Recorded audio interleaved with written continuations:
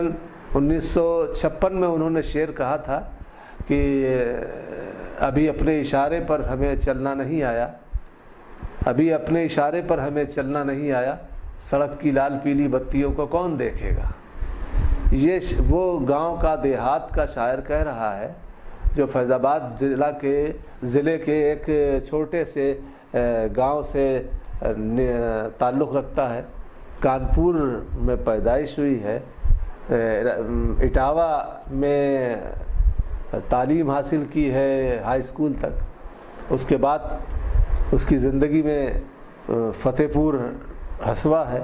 پھر الہ آباد ہے، الہ آباد میں پولیس کے محکمے کی ملازمت ہے، اور وہاں